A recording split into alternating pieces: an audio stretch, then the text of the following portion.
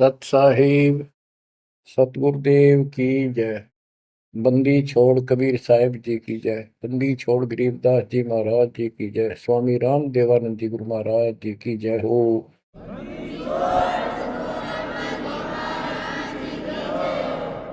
सर्व संतों की जय, सर्व भक्तों की जय, धर्मी पुरुषों की जय। श्री काशी धाम की जय, श्री सुडानी धाम की जय, श्री क्रोथा धाम की जय, श्री बरवाड़ा धाम की जय। सत साहिब परम पिता परमात्मा कबीर जी की असीम मृदा से बच्चों, आज आपको अपने घर का पता चला। ये अरहट वाले कुएं में, ये अरहट का कुआ लोई या गलबंदा है सब कोई, कीड़ी कुंजे पर अवतारा, हर हट डोरी बंधे कई बारा। इस हर हट जैसे कुएं में बहुत बार चक्कर काट चुके हो। अब इस झंझट से छूटने का समय आ गया। आप किसी से पूछ लो, कोई भी मरना नहीं चाहता, पर सबको पता यहां रह भी कोई नहीं गा। यह समस्या क्यों है? ये इसलिए है कि अब मृत्यु अच्छी चीज नहीं, सबसे घटिया ये है। फिर वह दोस्त था, जब तक जवान रहता है रोजी रोटी के चक्कर में उलझा रहे, बस की बात नहीं। यहाँ की व्यवस्था ऐसी है, छोटे छोटे बच्चे होंगे, उनके पालने के लिए मर मिटता इंसान, और करना पड़े। देखे जहां भूखे बैठे, तो ये मजबूरी है अपनी। और फिर सारा जीवन बच्चों को पाल पोस के पढ़ा के शादी कर दी, उनके बच्चे हो गए।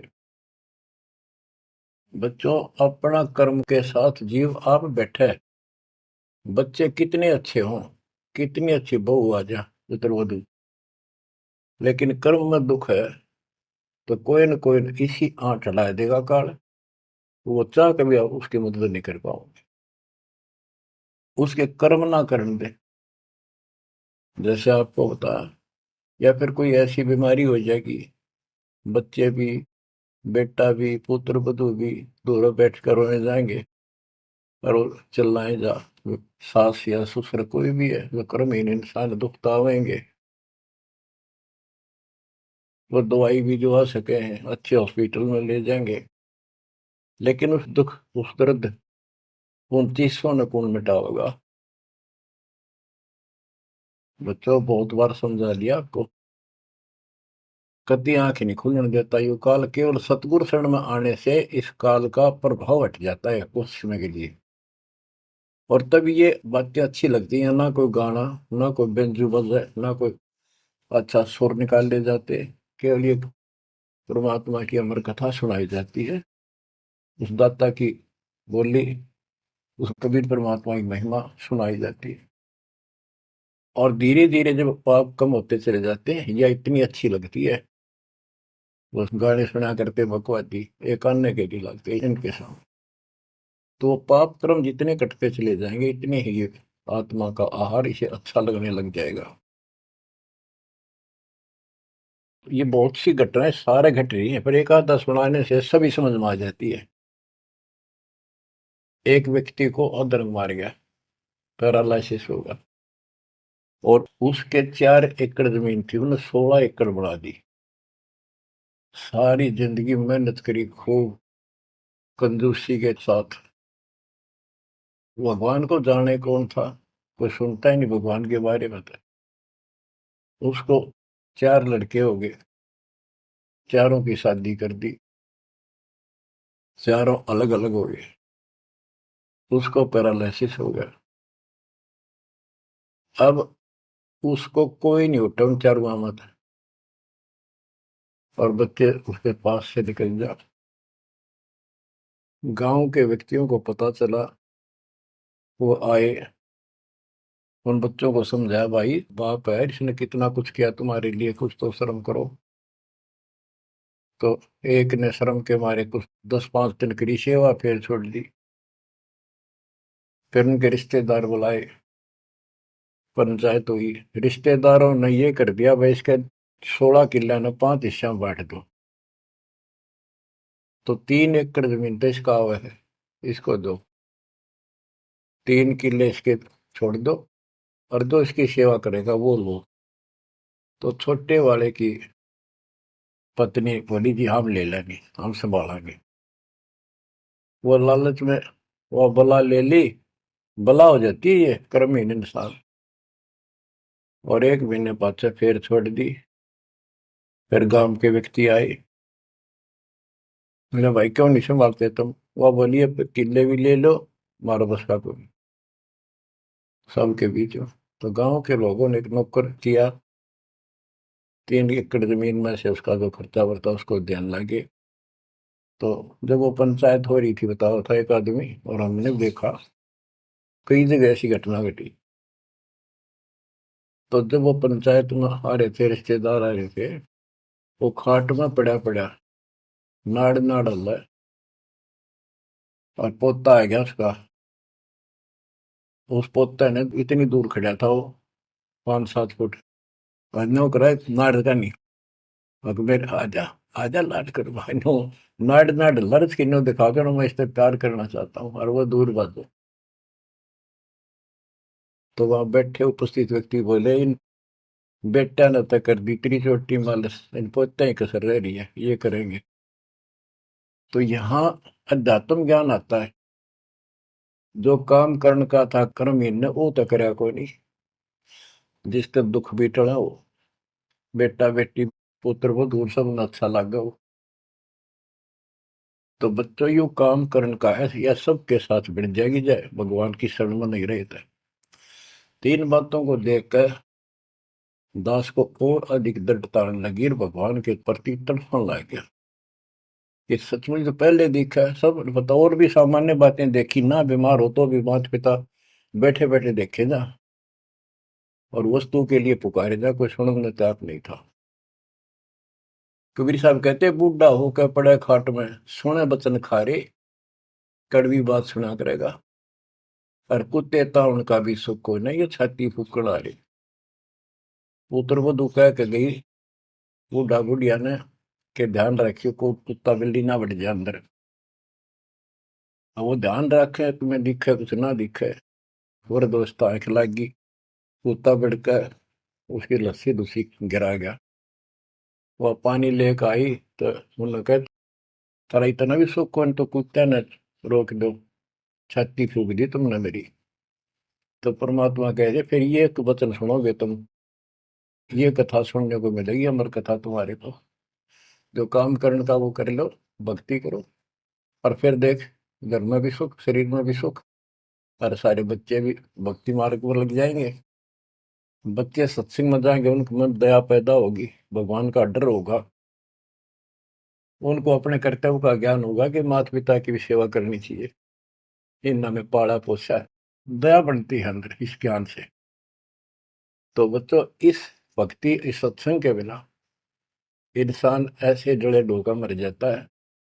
और जब तक ये ज्ञान नहीं होता, वो काम हमने सबसे उत्तम और बस इतना ही ठीक है, वो अच्छा लग रहा था। तो यहाँ कबीर साहब कहते सतगुरु के उपदेश का सुनिया एक विचार, जय सतगुरु मिलते नहीं फिर जाते यम द्वार। वो दुख और आगे देखो, मृत्यु के बाद यम के दूत घसीट के ले जाएंगे धर्मराय के उस न्यायाधीश के दरबार में, फिर उनका फैसला होगा इसको नरक में डालो, इतने वर्ष, इतने दिन, इतनी घड़ी कैलकुलेटेड होते होंगे।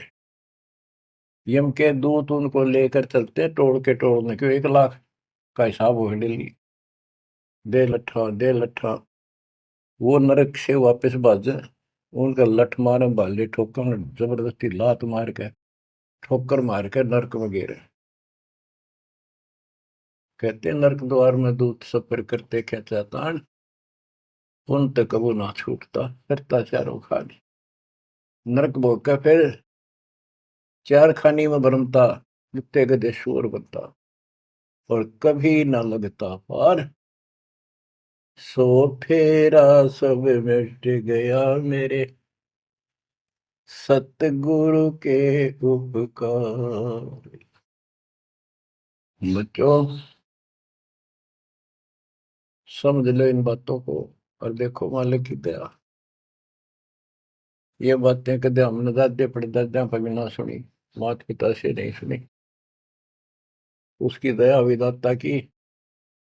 और आज ये अच्छी लगे और बात एक भी अच्छी नहीं लगती। वो तो बेतुकी बातें हैं। थोड़ी देर बातें करनी पड़ती है इधर उधर की। 2 मिनट बाद में सोचा ही गया तो जा अपना परमात्मा ने याद करे। तो यह लगन अलग से लगेगी, इस सत्संग से लगेगी। और भक्ति समूह दान करोगे या सेवा, ये सारे मिलकर आपको निर्मल करेंगे। आपको हर तरह से शक्ति आत्मा को मिलेगी। भोजन खाते हैं तो उसमें सभी प्रोटीन सब प्रकार के खाने होते हैं, तभी स्वस्थ शरीर रहता है। इस प्रकार हमने सेवा भी जिसी बने, सुमरण भी, दान भी, ये करना पड़ेगा। और मर्यादा का निर्वाह परहेज भी रखने पड़ेंगे, तभी आत्मा स्वस्थ होगी, मोक्ष प्राप्ति योग्य होगी। बच्चों, धन है आपके माता पिता जिनसे जन्म हुआ। आपकी किस्मत को अगर व्याख्यान करने लगो, आपकी किस्मत का वर्णन करूं, कोई शब्द नहीं दास के पास। इतनी अच्छी किस्मत लेकर जन्मे हो तुम। आपका मनुष्य जीवन इस समय, मनुष्य जीवन के बाद फिर आपको शरण मिल गई। गजब अजब बात तो यह है कि आपको शरण मिल गई। आप देखो, नाम लेने तो पहले आप किस स्थिति में थे, क्या करा करते, सारा दिन कोहरे डले डोला करते। और मजदूर, काल के मजदूर थे, बस पेट के मजदूर, बाचे बाचे अंडा थे। कोई भी अच्छा काम चाह कर भी नहीं कर पावा थे। आत्मा भी अच्छी थी, था आपकी नर्म भी थे, दया थी, भाव था, सारा था, भगवान की चाह भी थी। पर ऊपरली सी थी, काम चलाऊ सा था। और नाम लेने से पहले जब आपने स्टार्ट किया इस मार्ग को, देख मन कितनी बगावत करे था। ये कैसे हो सकता है, ऐसे कैसे हो सकता है, हमने तो ये पूजा की, हमने ये देखा, ये सुना। तो काल ने परमात्मा से पहले कहा था कि तुम्हारा जो हंस जाओगा ज्ञान बताने के लिए, उससे पहले कहते देवी देव धाम तो दुआओं, तीर्थ व्रत और ये झूठे जब तब मन लाऊं। इस तरह की सारी शास्त्र साधना से इनको इतना मूर्ख बना दूंगा कि कोई भी उसके ज्ञान को सुनेगा नहीं। जाओ योग जीत संसारा, जीव न माने कहा तुम्हारा, जीव तुम्हारा कहा न माने, हमारी ओर हो बात बखाने। हमारी ओर होकर बात विवाद करेंगे तुम्हारे साथ। बच्चों, इन बातों को याद रखो। इस जीवन की सफलता है कि इसमें परमात्मा प्राप्ति हो। आप इसके निकट आ चुके हो। आपने जो भक्ति स्टार्ट करी, आपकी यही दशा थी। कति मन मान कर राजी नहीं था।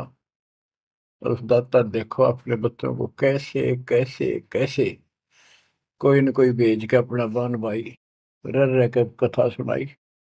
कभी अच्छी लगी, कभी ना लगी, धीरे धीरे पाप करते गए, सुनते चले गए। कहते सो सब सिदर मैं करूं अपने जन के काज, हरने से पूजो मार दो नरसिंह दर के साज। इब्राहिम सुल्तान के साथ कितने खाड़े कर दिए, कितना पीछे पड़ गया जाता अपने बच्चे को नरक से निकालने के लिए। यही दशा अपनी थी। उस दाता ने कोई न कोई कारण बना के अपने को राह दिखाया है। हरी बच्चों, समझो इस मार्ग को। क्योंकि ये कथा जो सारी सुनाई जाती है, ये आत्मा को सहारा देती है। ये आत्मा बहुत सतर्क हो जाती है, इन पर सब पर विचार करती है, तब इस मन को साइड कर देती है कि बस बहुत हो लिया। आप देखो क्या हाल है, कल न पशु बन जाओगे। और पहले पेरा ने कितनी बार बन लिए। तो परमात्मा आपको बहुत लंबे समय से तैयार करते करते करते करते आ रहे, और आप भी लगे रहे। जैसे भी जितना दाव लगा जिस जन्म में आप करगे, फिर काल का प्रभाव ज्यादा था, नहीं पार बसाई छूट गया मार्ग। जो गुरुद्रोही हो जाते हैं ना, वो सदा के लिए खत्म हो जाते हैं। वो तो अरबों खरबों वर्षों तक धक्के खाओगे। आप विमुख होते रहे, जैसे राबिया विमुख हुई। स्टार्ट वहां से नहीं था उसका, बहुत पीछे से था, लेकिन भक्ति की चाह बनी रही बनी रही। दाता फिर मिलते रहे। परमात्मा कबीर साहब कहते हैं, मेल ठेले जाइयो, तीर्थ धाम पर भटकियो, मेले बड़ा मिलाप, पत्थर पानी पूजते हैं, कोई साधु संत मिल जाओ। जब तक भगवान नहीं मिला है, तब तक ये आस्था भी बनी रहनी चाहिए। इसलिए परमात्मा कुछ लोगों को दूंगा, संस्कार तो निकाह होता है, कोई मत्था टेक के जाके, और कुदरती वो संस्कार आ जाता, उसकी आस्था बनी रहती है वहां पर, तो भगवान में चाह बनी रही। कई नरसिंह बन के इसने आना पड़ा। काल ने तो मस्त करवा दिया था, प्रहलाद भगत की आस्था खत्म हो जाती, दाता रक्षा नहीं करते, सारे समाज में आस्था खत्म हो जाती मनुष्य जीवन में, कि भगवान है ही नहीं करे। अरीसा दिखा दिया भगवान, आज तक याद है भगवान है। इसलिए हमारी चाह बनी रही परमात्मा के प्रति। तो बच्चों, परमात्मा की असीम रजा आपके ऊपर। परमात्मा 600 साल पहले हमें राह दिखाने लगे थे, और उसी समय से आज तक बीच में अपने संत गरीबदास जी को बीच में मिले, इस भक्ति को फिर से जीवित कर गए, इस अध्यात्म ज्ञान को फिर से कभी खम्भ रोप गए। इनके माध्यम ये यथार्थ ज्ञान देख, और 300 साल से अमर ग्रंथ ज्ञान पढ़ा करते थे गरीबदासी, गरीबदास के 12वें पंथ वाले। मेरे गुरुदेव के अतिरिक्त किसी के पल्ला नहीं पड़ा। उन्होंने दास को दिया ये खजाना, उसके बाद गहनता से इसका अध्ययन किया, आशीर्वाद उनका रहा। आज ये खजाना खोल दिया, गुरुदेव का आशीर्वाद, कबीर साहब का वचन, 5505 कलयुग बीत चुका, तो ये खेल तो होना ही था। और या गंगा आएगी, मोक्ष करने वाली असली गंगा ये है सत्संग। इसमें जो स्नान करेंगे, सत्संग सुनेंगे, मोक्ष तो इन आत्माओं का होगा। अब्राहिम सुल्तान को कैसे निकाला, उसके कोरडे तक खाए मालिक ने अपने बच्चे के, बता के लागत था, क्या नाता था उससे। अब यहाँ विचार कर लो, उसका हमारे से क्या नाता है, कितना गहन नाता है। वो हमारा पिता है, वही हमारी माँ है। उस परमात्मा में हमारे प्रति माँ और पिता दोनों का मोह है, कितना जबरदस्त हो सकता है वो देखो। तुम अपनी गलती से फंस गए, पर वो बैठा उस पर भी नहीं जाता खाली, कि कुछ तो निकालो काल के जाल से। आप आंख खोलो, इस मार्ग को दृढ़ता से ग्रहण करो, बच्चों वाली बातें छोड़ दो। सारा संसार एक तरफ हो जाए, आपने एक तरफ होना पड़ेगा। जैसे मीराबाई को कहा उसकी माँ ने, सत्संग में जाना मीरा छोड़ दे, आए मारी लोग कर तकरार, सत्संग में जाना मीरा छोड़ दे, सत्संग में जाना मेरा ना छूटे री, सत्संग में जाना मेरा ना छूटे री, तारी चाहे जड़ कमरो संसार, सत्संग में जाना मेरा ना छूटे। इस दशा में, इस स्थिति में आपको आना पड़ेगा।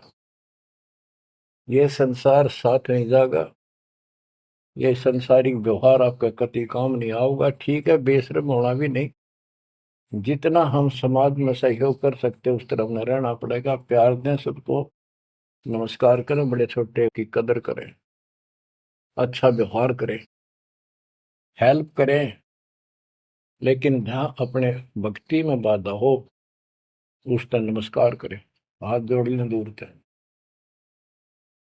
बच्चों, गरीबदास जी ने बताया है, गोरख से ज्ञानी गणे और सुखदेव दती जिहान, सीता सी गो भारिया संत दूर स्थान। पुण्यात्मो, आपको अध्यात्म सिलेबस, ये अध्यात्म का पाठ्यक्रम पढ़ाया जा रहा है, दास टीचर है, और इसको बार बार रटवाऊंगा, बार बार समझाऊंगा, क्योंकि टीचर सारा साल उस सिलेबस को रह रह कर रिपीट करवाया करे, तब बच्चों के आत्मा में, उसके मन में, बुद्धि में वो सेट होता है। तो बच्चों, आपको ये सिलेबस दास बार बार रिपीट कराएगा, और ध्यान से उत्सुकता से सुनते रहना। परमात्मा के ज्ञान को, सत्संग को सुनो, जब कति एकाग्र चित्त से सुनो। गरीब गोरख से ज्ञानी घने, सुख देव जति जिहान, सीता सी बहु भारिया संत दूर स्थान। अब आपको अमर ग्रंथ की अमर वाणी का कुछ अंश सुनाऊंगा। जैसे दास की बुद्धि काम करेगी, इसको सरल भी बनाऊंगा। गरीब, यह रची जब पांडव राजा, नो नाथो नहीं ना दुबाजा, 84 सिद्ध रिद्ध सब मोहे, पूर्ण ब्रह्म ध्यान नहीं जो है। अब क्या बताना चाहते हैं संत गरीबदास जी, कि जब पांडवों ने अश्वमेघ यज्ञ रची, तो उसमें 33 करोड़ देवता, 88,000 ऋषि, ब्रह्मा विष्णु महेश तक उपस्थित थे, 12 करोड़ ब्राह्मण, और ये गिरिपुरी, इनका गिनती नहीं, 56 करोड़ जहां थे या दो, शंख पचायन नहीं बाजा ना दो। तो कहने का भाव ये है कि गोरख से ज्ञानी गणे, सुखदेव जति जिहान, प्रसंग ये है। और सीता सी बहु बारिया संत दूर स्थान। पांडवों ने अश्वमेघ यज्ञ क्यों की थी? श्री कृष्ण जी जो उनके गुरु थे, त्रिलोकीनाथ विष्णु अवतार, उन्होंने बताया था कि तुमने, क्योंकि युधिष्ठिर जी को भयंकर शोपन आने लगे, बेचैनी होगी, भूख गई, रात की नींद गई, वैद्यों से इलाज करा लिया, कोई आराम नहीं हुआ। श्री कृष्ण जी के गुरु थे, उनसे समाधान जाना और कारण पूछा कि हुआ क्यों। तब श्री कृष्ण जी कहते, तुमने तो बंदूक घात किए हैं, युद्ध में, महाभारत में आदमी मारे, और अपने प्रियजन मारे, रिश्तेदार मारे, यू पाप वो हानि कर रहा है, वो सेध रहा है। समाधान ये है कि अश्वमेघ यज्ञ करो और पूरी पृथ्वी पर न्योता दे दो, कोई आओ, धर्म यज्ञ करो एक, और धर्म यज्ञ सफल होगी तो तुम्हारा यह दुख दूर होगा, अन्यथा नहीं होगा। और यज्ञ संपूर्ण होने की, सफल होने का चिन्ह बना दिया, बता दिया निशानी, कि एक शंख 5 मुंह का, पंचानंद शंख, उसको पंचजन्य भी बोल देते हैं, पंचायन, आनंद माने मुख होते हैं, पंचानंद 5 मुख का शंख एक अलग स्थान पर रखा जाएगा। वो कोई बजाएगा नहीं, आप पर बाजेगा। वो बाजेगा तब जब कोई पूर्ण संत, अच्छी करने वाला उसमें भोजन खा लेगा। तो 33 करोड़ देवता बुला लिए, 88,000 ऋषि आगे, 12 करोड़ ब्राह्मण आगे, तो किसी से भी शंख नहीं बजा। न्योता देने के लिए चारों पांडवों की चारों दिशा में ड्यूटी लाई थी, युधिष्ठिर ने छोड़ दिया कि भी न्योता दे का निमंत्रण दो। भीम का निमंत्रण देने की जो दिशा थी, ड्यूटी थी जिस साइड में, उसमें सुदर्शन नाम के एक सुपच, जिसे आजकल शेड्यूल कास्ट कहते हैं, उसमें सुपच कहते थे, और वाल्मीकि जाति में थे वो। भीम वहां गया। भीम ने उनको निमंत्रण दिया कि भगत जी हमारे वहां आइयो, और मैं युधिष्ठिर राजा का भाई भीम हूं, और ऐसे ऐसे हमने एक अश्वमेध यज्ञ रची है, आप आमंत्रित हैं। तब सुदर्शन जी ने कहा, सुपथ ने, कि भीम तुमने तो इतना पाप कर रखा, कसाई भी फीका पड़ गया, तुमने ऐसा जुल्म कर दिया। वो बहन आज तक रो रही है, जो विधवा होगी सैनिकों की, उनके बच्चे टक्कर मार रहे हैं, माँ से पूछ रहे हैं पिताजी कब आएंगे छुट्टी। उनकी माँ एकांत में ज्यादा रो रही है, तुम बैठ के ठाठ कर रहे हो और तुम मौज कर रहे हो, तुम तो नरक में डाले जाओगे। मुझे बुलाना है, जो अश्वमेघ तुम करने जा रहे हो, ऐसी अश्वमेघ 100 का फल मुझे संकल्प करो, 100, तब मैं तुम्हारे जाके रोटी खाऊं, मैं कौन पड़े से नरक में। अब अहंकार था भीम को कि हमारी यज्ञ तो सफल होनी है, क्योंकि श्री कृष्ण जी रहे साथ। तो उस भगत को कहा कि तेने आना होता जी, फालतू ना बोले, कि तेरे बिना वह काम अड़ा है, हमारे कोई आंट नहीं लगती। तो सुदर्शन जी चुप हो गए, साकट और सवान को उल्ट जवाब ना दे। जब उनका कति संपूर्ण नहीं हुआ, वो काम नहीं बना, 33 करोड़ यादव सारे आ लिए, सबने भोजन खा लिया। शंख नहीं बजा, जब एक दूसरे के मुंह को देखा, वो उपस्थित ऋषि संत देवता ये बतला रहे हैं कि इनके पाप गणे कर लिए इनने। हाँ, शंख बजेगा कहाँ से, अपने ऊपर ना लेते। अब जैसे ये माया के अंग का प्रसंग है, वाणी वो चल रही है कि इस देवी ने, इस माया ने काल के दबाव में यहाँ सबको भ्रमित कर रखा है, सत साधना करने नहीं देती, शास्त्र साधना में डरे डुबावे, कर तो काट रहा है, लेकिन यह उसके दबाव में आ गई, या क्या करे, फंस गई, इसके साथ आके निकम्मे गए। तो बच्चों, तब युधिष्ठिर बोला, महाराज हमारे पाप गिने हैं भगवान, ये तो कभी नहीं बन जाए। तो मन पता है क्या हाल हो रहा है, वो मेरे स्वप्न में भी दिखाई देते, वो बच्चे रोते हुए, उनकी विधवा रोती हुई टक्कर मार रही है। कृष्ण जी बोला, भाई इस शंख न बजाने वाला आया को नहीं। भीम को बुलाया कि बताओ इस साइड में किसकी ड्यूटी थी निमंत्रण देने की, कि भीम की थी। भीम से पूछा कि तुम ऐसे ऐसे एक सुदर्शन नाम का संत है, उसको न्योता नहीं दिया।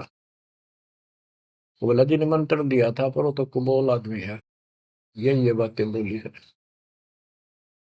कि तुम पापी हो और अपराधी हो, वो तो गलत बोला। कृष्ण जी बोले, आपने क्या कहा। भीम बोला, मैंने कह दिया तो नाना होता जी, आपने ना तो मत आइए। श्री कृष्ण जी बोले, सारा काम खराब कर दिया, साधु संतों से ऐसे नहीं बोलना चाहिए, वो जो कहते हैं उसमें कोई दम होगा बात में। तुम तो सारा काम बिगाड़ दिया, अब बता क्या करेगा, इतना पैसा लग गया, बात वही की वही, थोड़े मुंह हो गया भीम का, कहते माच रहा था, तक के दिखावा था। श्री कृष्ण जी बोले, बैठ साले, रथ तैयार करो। उस दौरान जब यह घटना घटी, उसमें परमात्मा करुणा में नाम से प्रकट थे कबीर साहब, और सुदर्शन उस करुणा में परमात्मा के बच्चे थे, शिष्य थे। सुदर्शन जी ने अपने गुरुदेव को जाके बताया कि महाराज ऐसे ऐसे वो भीम आया था, और मैंने उसको बोल दिया, भाई ऐसे ऐसे कर। परमात्मा बोले, भाई वो यज्ञ तो उनकी पूरी हो को ना, उन तो वो सारे माया के पुजारी बैठे हैं, वह फिर आवेंगे, तू खिसक जाए यहाँ पे। सुदर्शन जी तो निकाल दिए, परमात्मा सुदर्शन रूप बनाकर बैठ गए। पांचों पांडव छठे कृष्ण जी गए, 1 योजन 12 किलोमीटर दूर रथ से उतर लिए और पैदल चल पड़े। जाके श्री कृष्ण जी ने दंडवत प्रणाम किया तो पांडव तापा मरे पड़े थे, पांचवा ने उन्होंने किया। तब सुदर्शन जी बोले, एक सुदर्शन जी कहूंगा मैं, क्योंकि ये फिल्म है, फिल्म में जो रोल जो करता है वही बोला जाता है। सुदर्शन जी ने कहा, आओ त्रिलोकीनाथ, कैसे आना हो गया। श्री कृष्ण जी बोले, हे सृजनहार, हे सारी सृष्टि के रचनहार, आप जानी जान हो, ये पांडव हैं और ऐसे ऐसे नहीं, अश्वमेध यज्ञ की है वो, आपके बिना संपूर्ण नहीं हो सकती। आप दया करो और भीम की गलती को माफ करो। सुदर्शन जी बोले, भाई मैंने जो शर्त रखी थी वह पूरी कर दो। भीम ने पूछ लो क्या शर्त थी मेरी, वो जी पता हमारे को। तो श्री कृष्ण जी ने कहा कि संत मरण को ऊंचा लियो, तज माया अभिमान, जो जो कदम आगे रखे, सो सो यज्ञ समान। ये देख लो, किसी में इतना भी अहंकार नहीं है। आज ये कति टूटे पड़े हैं, सारा खर्च हो लिया पैसा, बात वहीं खड़ी है। और वहां से लेकर यहाँ तक हम आए हैं, जितने हमारे कदम बढ़ते हैं वो सौ सौ यज्ञ समान, वो एक कदम एक यज्ञ के समान है।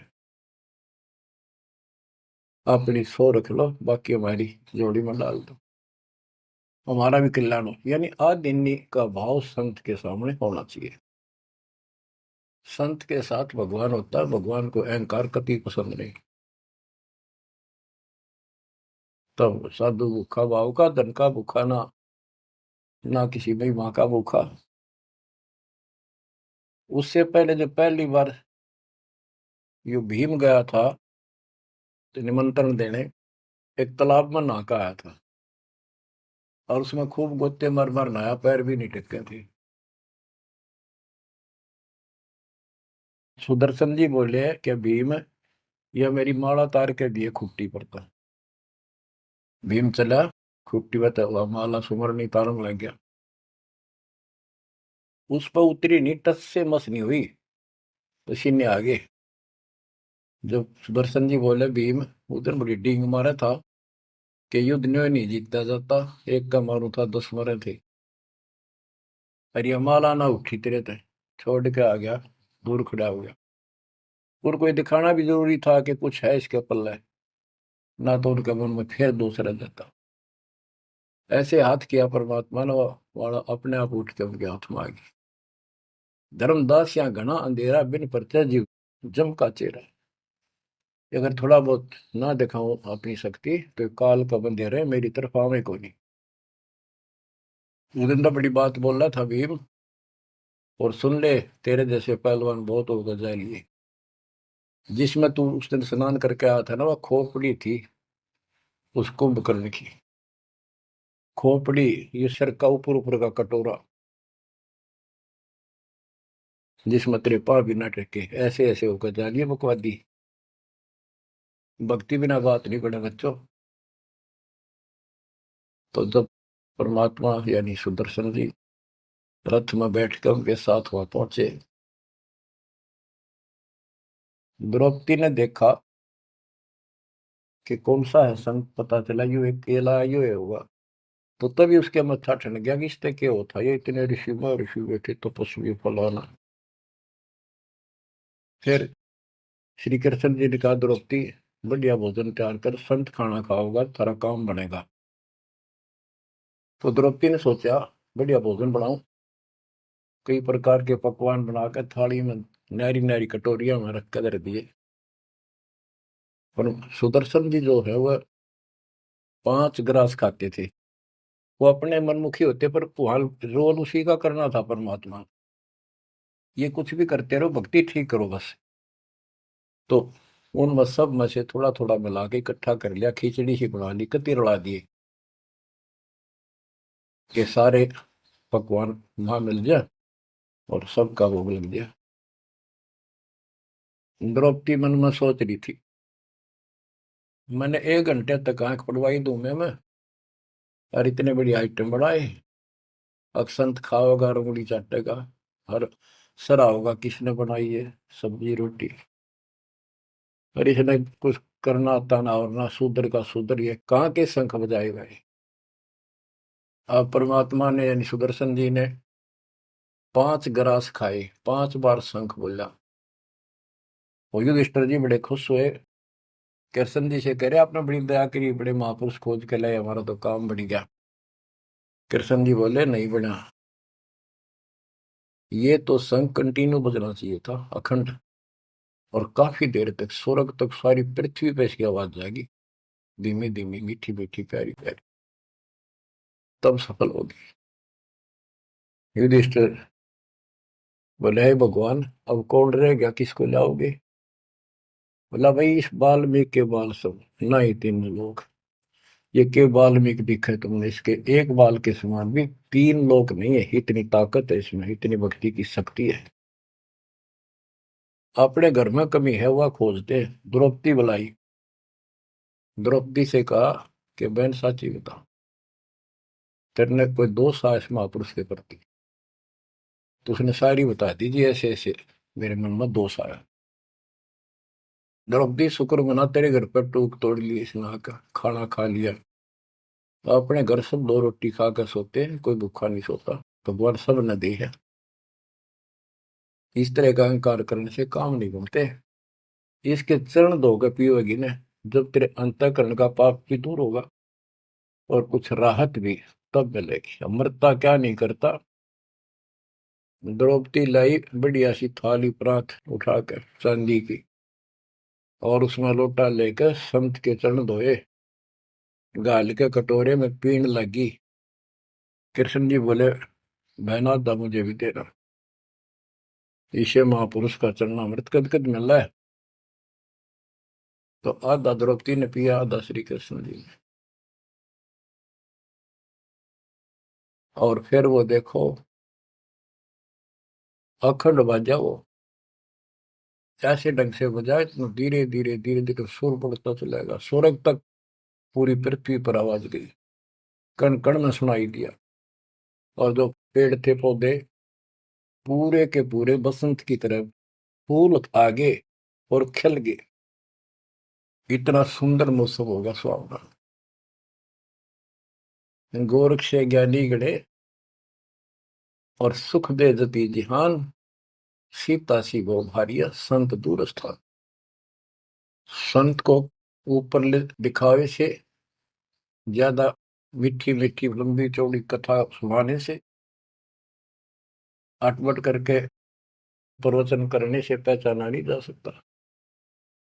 तो बच्चों, न जीव की सी बुद्धि है को पहचान ले, पहचान लिए होते तो कबीर भगवान आए न थे, संत गरीबदास जी आ रहे कहने गए। अब बच्चों आपको थोड़ी सी अमृत वाणी सुनाता हूँ। ग्रीव फिर पांडवों की यज्ञ में शंख पंचायन टेरे, 12 कोटि पंडित जहां पड़ी सबन की मेरे। यज्ञ रची जब पांडव राजा, नौ नाथों ने नादू बाजा। उस यज्ञ में 9 नाथ, 84 सिद्ध, 33 करोड़ देवता, 88,000 ऋषि, 12 करोड़ ब्राह्मण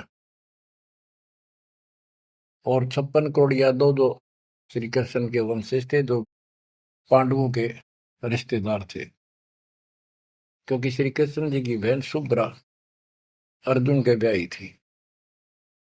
या क्या कहते हैं, यज्ञ रची जब पांडव राजा, नो नाथों ने नादू बाजा। 84 सिद्ध रिधि सब मोहे, पूर्ण ब्रह्म ध्यान नहीं जो है। अब माया के उनकी वाणी पर देखो छिए, इन्होंने बताया है कि 84 सिद्ध 9 नाथ ये रिद्धि सिद्धि में उलझा रखे थे। 84 सिद्ध रिद्धि सब मोहे, इन्होंने पूर्ण ब्रह्म ध्यान नहीं जो है, पूर्ण परमात्मा की भक्ति नहीं करी। कोटि 33 यज्ञ के माही, सुर नर मुनि जन गिनती नाही। 56 कोटि जहां थे यादो हो, जिनसे नाही बाजा नादू हो। कोटिक वक्ता वेद उचारी, ना बयम संपूर्ण सारी। सर दर्शन के गिरते नाही, अनाथ जीव जी में बो माही। ओहो, सठ दर्शन ये गिरिपुरी कहती है, बहुत गड़े आए हुए थे, और अनाथ जीव भी बहुत गड़े आए। शोर नर मुरजन तपा सन्यासी, दंडी वृत्त बहुत उदासी। कामधेनु कल्प वृक्ष ही लाए, तीन लोक के सुर नर आए। पांचों पांडवों कृष्ण शरीरा, जिनसे यज्ञ बही निधीरा। होय होय। पांचों पांडव और श्री कृष्ण जी वही खाना खा चुके थे, उनसे यज्ञ बही नहीं थीरा, उनसे यज्ञ नहीं हुई पूरी। एक बाल्मीक नीचे कुल साधु, जिन शंख पचायन पूरे नादु। और गनो माया के पूता, ब्रह्म जोगनी सब ही दूता। ओहो, कहते हैं एक बाल्मीक नीचे कुल साधु, जिन शंख पचायन पूरे नादु। ये और गनो माया के पूता, ये औरतें माया के भ्रमित है, माया सिद्धि प्राप्त करके लोगों को प्रदर्शन करना, ये भी माया जाल। या महिमा पागी न, इनमें खेल ले गए खिलौने से, या माया ये देवी न उलझा रखे काल के दबाव। कहते हैं और गनो माया के पुता, ब्रह्म जोगिनी सब ही धुता। अब क्या बताते हैं, गिरि पांचों पांडव संग हैं, और छठे कृष्ण मुरार। चलिए हमारी यज्ञ में हे समर्थ सिरजनहार। अब श्री कृष्ण जी भी तो तीन लोक के मालिक हैं, पिछले संस्कारी हंस है। परमात्मा ने उनको सद्बुद्धि दी, उनकी दिव्य दृष्टि खोली कुछ समय के लिए, तो उनको भगवान दिखाई दे था। वो सुदर्शन उस दिन थे भी भगवान, पर उसको एहसास था, क्योंकि ये धातु मार्ग के अंदर अपने आप आत्मा अपने से शक्तिशाली के आगे नीचे हो जाती है, मुरझा जाती है। गिरि पांचों पांडव संग हैं, और छठे कृष्ण मुरारे। चलिए हमारी युग में समर्थ सृजनहार। गिरि पांडव यज्ञ अश्वमेघ में, सतगुरु किया पिया ने। पांचों पांडव संग चले, और छठा भगवान। गिरि पांडव यज्ञ अश्वमेध में, बाल्मीक की बे। शंख पचायन बजाइया, राख्या नहीं संदेह। गिरिव सुपच रूप धर आइया, सतगुरु पुरुष कबीर। तीन लोक की मेदनी, सुर नर मुनि जन भीड़। कहते हो सुपुच का रूप धरकर स्वयं सतगुरु परमेश्वर कबीर जी आए, जहां पर तीन लोक की सेना बैठी थी मेदनी, या दुनिया भरी पड़ी थी। 33 करोड़ देवता, 88,000 शेर, 56 करोड़ यादव। 33 कोटि यज्ञ में आए, 688 सारे। 12 कोटि वेद के वक्ता, सुपच का शंख बजा रे।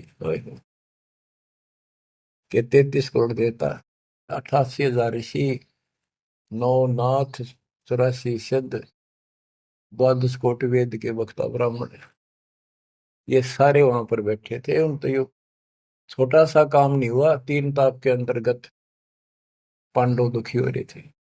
तुम कौन राम का जपते जापम, ताते कटे ना तीनों ताप। तो बच्चों, परमात्मा की आपके ऊपर असीम रजा है, आपको पूर्ण परमात्मा की भक्ति मिली, पूरा सतगुरु मिला, आपको मोक्ष दी दाता सच्चाई।